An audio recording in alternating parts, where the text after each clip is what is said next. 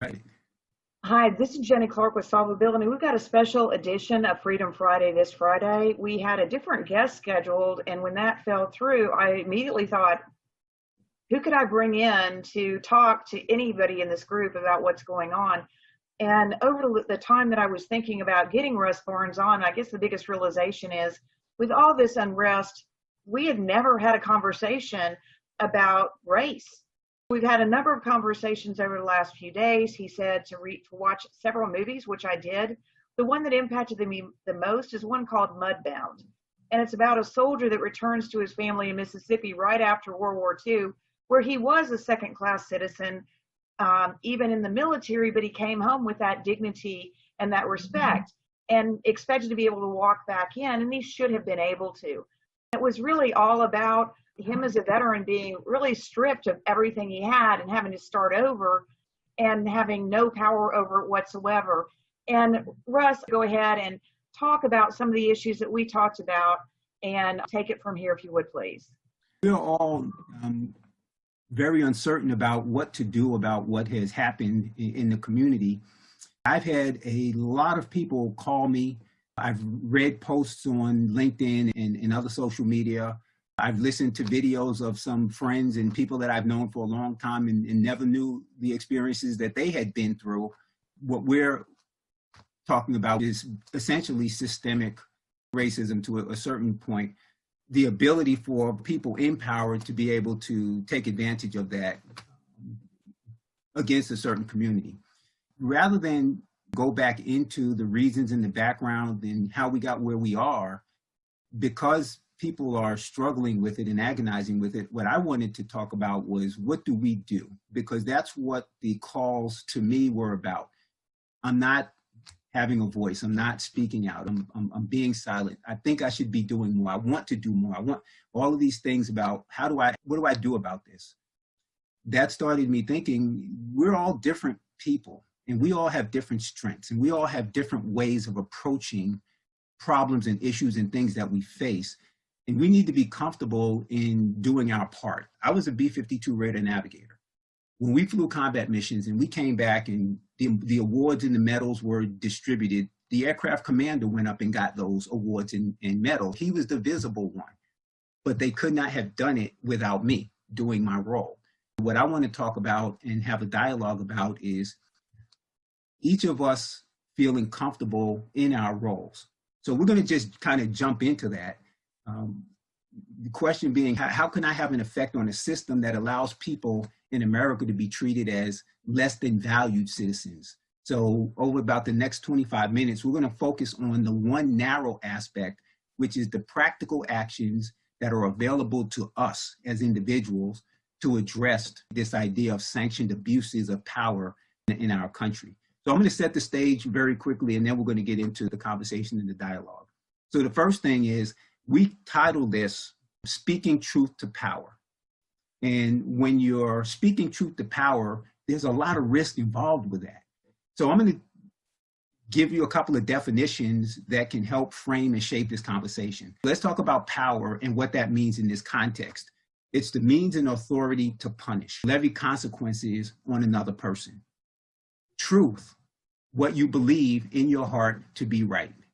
Courage is standing up for what you believe to be right, despite the consequences. And that's the real challenge with speaking truth to power, is that folks will have the ability and the means to punish you simply for speaking out. So what we're talking about here is what we can do to have an impact. We're going to discuss only what we can do to contribute to the humane society that America aspires to be. And the problem we're addressing is a system that promotes and supports abuses of power against people of color. The emphasis is on the system, because hate is a part of the human condition. It's a reality of the human condition. We can't get people to stop if that's what they choose to do, if that's how they choose to be. But when that is incorporated into a institutional system of oppression, that's when there's a real problem, and that's when it impacts the country and not just those people who are suffering from that. So we're struggling with the way George Floyd was killed. We're focused on the system of law enforcement, and understanding that law enforcement is an arm of the local government and acts under its authority. So that authority, to this point, and to people among the Black community, is that it allows police officers who kill without compunction to escape without consequence. And that's where the anguish and that's where the anger comes from. And for some people, that explodes into rage and demonstration. So there's some important things to keep in mind when speaking truth to power. Number one, be factual, and you have to do your homework. Speaking out emotionally opens opportunities for people to deflect and say, well, you're just angry, you're just emotional, you're just this, and you're not really giving me anything that's real. My opinion is just as good as your opinion. So it's very, very, very important to do your homework and be factual. The second thing is be thoughtful. You have to go deeper than the symptoms. And Jenny and I were talking about this a little earlier, where reading books, watching movies, getting a perspective, becoming empathetic, to not just, you can't walk in my shoes, but through the things that have been produced, you may be able to see a little bit through my eyes. And the third one is be respectful, because power can and will punish. And if you're going to get punished, at least get punished for speaking truth rather than for being arrogant. State the problem and offer potential solutions. You know, I talk to people all the time who will bend my ear for 30, 40, 50 minutes about the problem. And we all know what the problem is. Let's talk about what we can do about it. So if they're having that conversation and saying, hey, this is what I understand about the problem, this is what's bothering me, and we can get into the kind of conversation I'm hoping we have here in the next few minutes, which is, okay, what do we do about that? How can we address those issues? That becomes productive, and I don't mind those conversations at all. But people do call me because I listen, and they can bend my ear about the problem. And maybe the most important thing, following that part of it, is to be brief, because people with power are not going to sit down and be berated and listen to your expression of whatever it is that is bothering you. So you have to make sure that your message is clear, your message is tight when you're having these conversations. If you have the ability to get into the presence of people who have power and can make those decisions. I also throw in there that you need to be authentic. You need to choose the actions that are sustainable to you. Jenny and I will also have this conversation in terms of, there are some people who are naturally confrontational. That's what they do. And that's okay for them. I have no problem with people who are confrontational. I just don't happen to be one. So that's not going to be my first go-to. And when I talked about being a member of a B-52 crew, I was not the visible one. The aircraft commander was the visible one, but my job was just as important. My contribution was just as important. So each of us as individuals don't necessarily have to make ourselves visible, put ourselves on display in order to feel like we're making a difference. It's not about being heroic. It's not about being out of your comfort zone or putting yourself and your family at risk or your livelihood at risk. What it is about is doing those things that you do naturally and that are sustainable for you in the long run, because we are talking about a culture shift here, a shift away from saying a certain group of people are protected, a certain other group of people are a threat, and we're going to protect those people who are protected from those people who have been decided as are a threat. And if that's not the case in all situations, which is not the case in all situations, when those circumstances occur, to be able to evaluate them effectively. So speed this up a little bit. It would have been good to just kind of throw it out, throw it open and say, okay, tell me what you do and how you do it and how you make a contribution. I'm going to give you 10 that I came up with. And then once I get done with that, I'll open it up for conversation.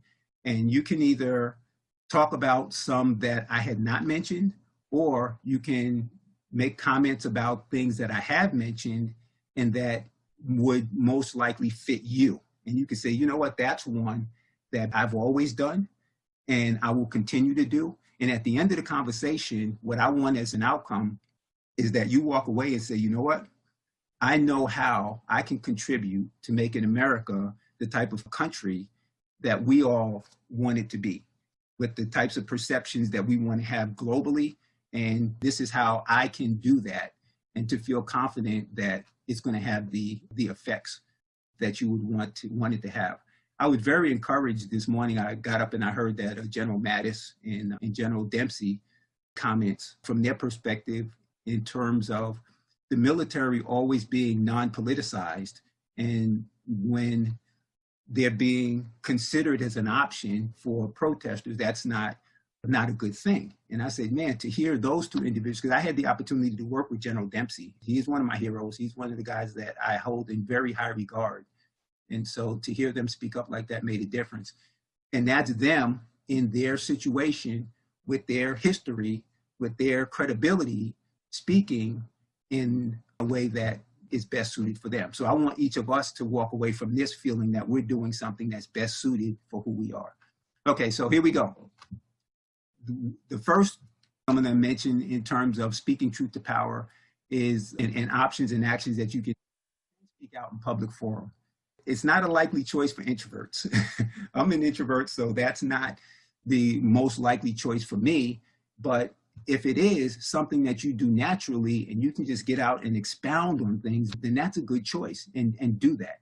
Write articles, write blogs, write posts in the social media, write letters. You know, writing letters to people in power who can then hear your voice is a very powerful thing to do. I know I was listening to about this guy who wrote a letter to the president years ago in the 40s or 50s, whatever, every day. You can flood the social media with your thoughts and dialogue in a similar way. Number 3, expose abuses to power and raise awareness when you see them. Some people are there with their video phone, their cameras, and when they see something like that, they're filming it and they're posting it and they're making everybody aware that these are things that are happening. If the news media doesn't cover it, then we have the capability to get those things out there so that those actions don't go unreported. I loved seeing a post that somebody put where they taking pictures across the country of people helping each other. And they said, here are 35 things that people are doing in this condition of unrest that are contributing to us being a good community that you're not seeing on the news. I like that. Expose those abuses of power, raise awareness, model behaviors of human decency.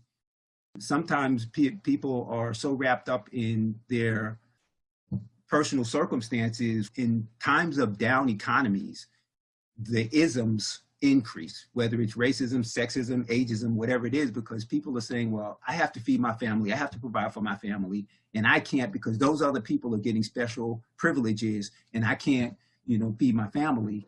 And that sense of human decency just kind of drops off. Modeling behaviors of human decency in times of trial is a very powerful thing to do. And people look and say, hey, you know what, I understand you're struggling, but I appreciate your demeanor. Number 5, build communities that create an environment of trust, support, and safety. And of course, I have to point out GovCon because that's something that Jenny has done. I have never been to a GovCon conference where she wasn't connecting everybody with no regard for who they are, where they came from, or what they've done. It's just, hey, you know what, this is a great person. You should meet this other person over here. And that goes a long way to sort of creating those nuggets of growth.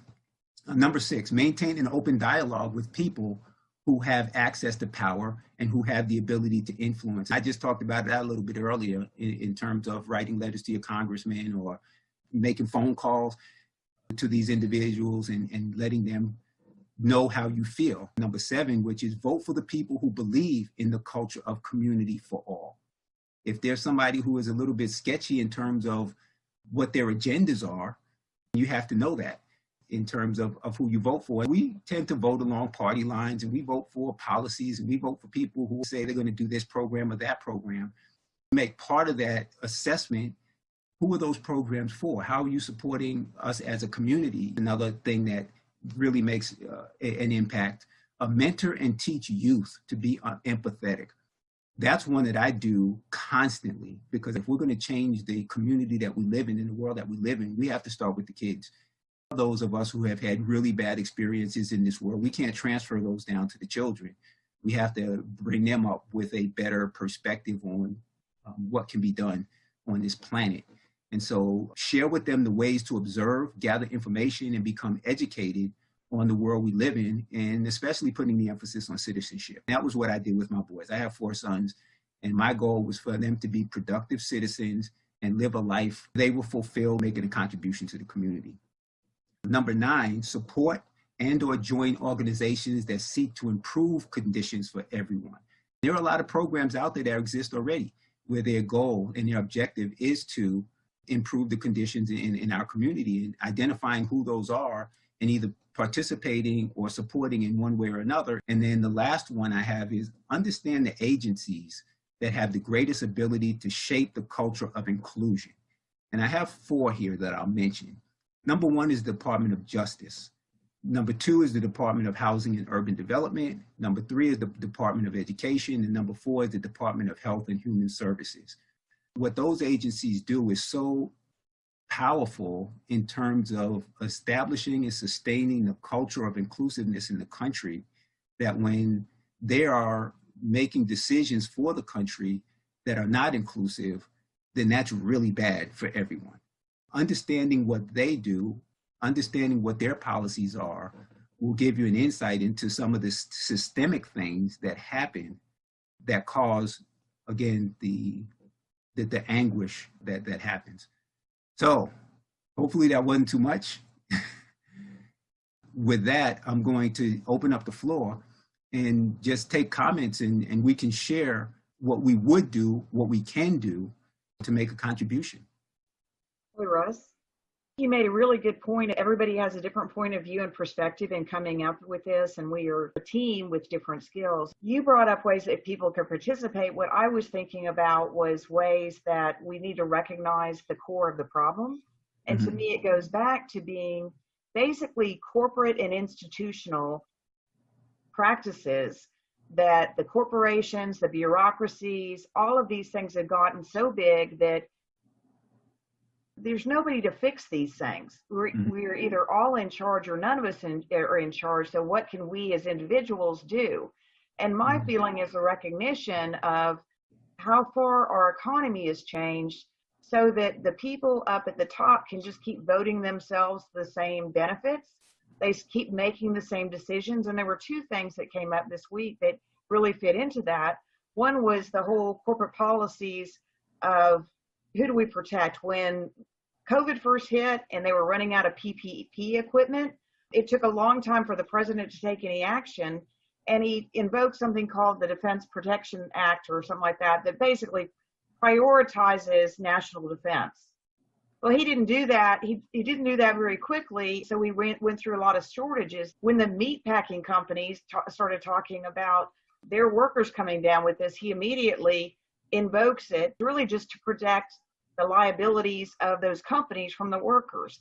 When you started out talking about the institutional and the corporate reinforcement, it's looking at those type of things. And I also am frustrated to think there's really nothing I feel like I could do politically or in an election doing outreach. And number 1, having conversations at first with people I've never had a conversation about with. It's been so much easier for me to say, well, that's not me. Sorry that happens. That's not a good enough answer anymore. In this situation, we have to look at who has the report card, who is going to feel like they aren't achieving their goals and outcomes if that situation isn't fixed. And of course, that's our local politicians whose main report card is reelection. And they care a lot about reelection. And that's why a lot of these things happen, is because, I need to be reelected, so their decisions are based on that. And we have to make sure that they're thinking, you'll be better positioned to be reelected if you take care of people. We have to understand how that whole machine works. I'm open for anybody else who has a comment on that or any other thing